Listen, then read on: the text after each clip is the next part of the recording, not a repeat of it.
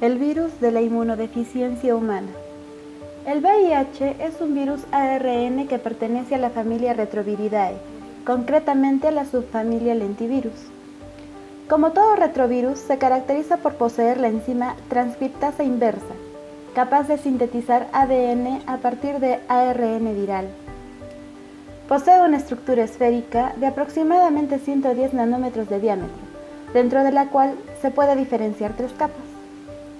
Una capa externa o envoltura, formada por una membrana lipídica, donde se insertan las glicoproteínas GP120, GP41 y proteínas derivadas de la célula huésped, entre las que se encuentran receptores celulares y antígenos de histocompatibilidad de clase 1 y 2.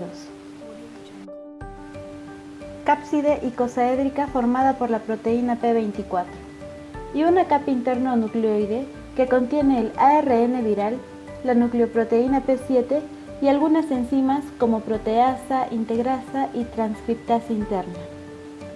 El genoma del VIH está formado por dos moléculas de ARN monocatenario, idénticas, de polaridad positiva. Además de los tres genes estructurales característicos de los retrovirus, presenta una serie de genes reguladores que determinan la síntesis de las proteínas reguladoras imprescindibles en la replicación. Ciclo de replicación. Se divide en las siguientes etapas. Primera etapa o entrada del virus en la célula. El VIH se une a la molécula CD4 a través de la proteína GP120, produciendo un cambio conformacional que permite la interacción con un correceptor.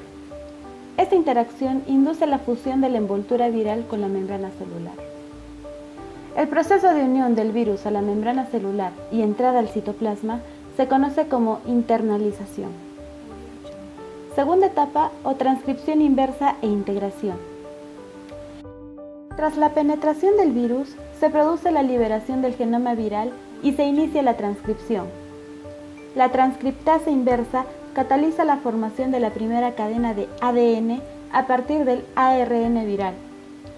Una vez sintetizado el ADN proviral, se acopla a distintos factores celulares y virales formando el complejo de preintegración.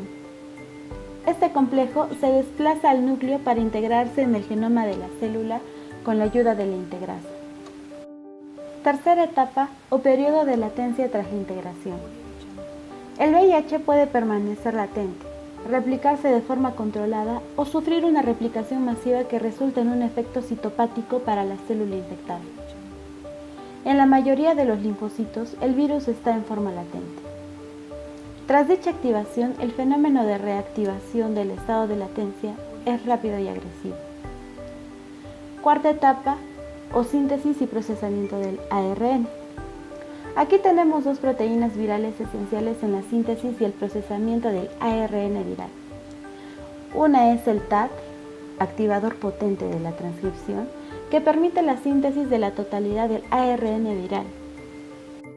Y REV, regulador de la expresión del virión, que codifica una proteína que facilita el transporte de los ARN mensajeros del núcleo al retículo endoplasmático, donde son traducidos en proteínas por los ribosomas celulares. Manifestaciones clínicas. Fase de infección aguda retroviral o de primoinfección, con un periodo de ventana de 4 a 12 semanas. El paciente infectado puede persistir asintomático o presentar un cuadro clínico caracterizado por un síndrome mononucleósico. Es una etapa donde inicialmente los niveles de viremia son altos, así como el número de CD4 infectados. A los 10-20 días del contagio irán apareciendo el antígeno P24 circulante. Paulatinamente aparecerán diferentes tipos de anticuerpos e inmunidad celular, coincidiendo con la desaparición del antígeno P24 y el descenso del virus circulante y CD4 infectados. Fase asintomática de la infección por VIH u oportunistas menores. Después de la primera, el paciente pasa a la fase más larga de la enfermedad, la del portador asintomático. La viremia disminuye respecto a la primoinfección, pero el virus continúa replicándose, sobre todo en tejido linfoide. Solo en una proporción muy baja de los linfocitos infectados, el VIH se replica de forma activa. En el resto permanece de forma latente. La carga viral en los órganos linfoides es entre 10 y 10.000 veces superior a la circulante, con tendencia progresiva a igualarse. Los niveles de CD4 se manifiestan relativamente estables, pero van descendiendo paulatinamente. Esta fase es asintomática, con o sin adenopatías, plaquetopenia o mínimos trastornos neurológicos. Fase sintomática de la infección por VIH u oportunistas menores. Aparecen los primeros síntomas o se presentan enfermedades relacionadas con una inmunodeficiencia subyacente, de modo que estos pacientes ya no estarán tan bien como en la fase anterior, pero los problemas no serán tan graves como en la siguiente. Fase SIDA u oportunistas mayores. Es el estadio final de la infección por VIH y se caracteriza por la aparición de infecciones oportunistas y tumores raros. Desde el punto de vista inmunológico, representa una inmunodepresión severa, con una depleción notable del número de linfocitos CD4, cuya función en la respuesta inmune es bien conocida. Hay una alta replicación viral, favorecida por la debilidad del sistema inmunológico. Desde el punto de vista clínico, se considera que un paciente es un posible caso de SIDA cuando tiene varias afecciones oportunistas mayores que así lo indican. Vías de transmisión. Vía sexual. Incluye las relaciones heterosexuales, así como la penetración anal, vaginal y el sexo oral.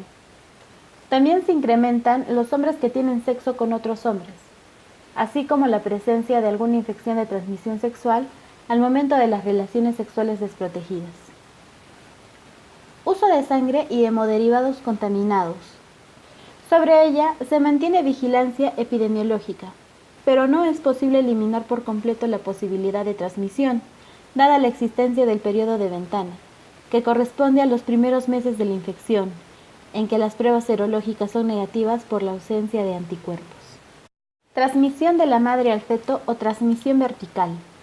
Este incluye 3 momentos: vía transplacentaria, durante el trabajo de parto por contaminación en el canal, y lactancia materna. Los métodos diagnósticos se clasifican en métodos directos, que demuestran la presencia de virus o de sus constituyentes.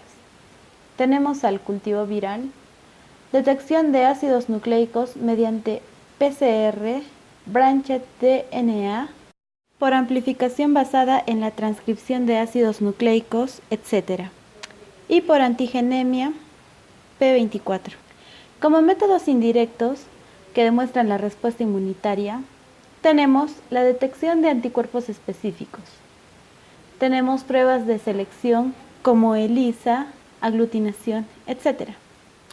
Tenemos pruebas de confirmación y suplementarias, como por ejemplo el Western blot, análisis por radioinmunoprecipitación, inmunofluorescencia indirecta e inmunoanálisis lineal.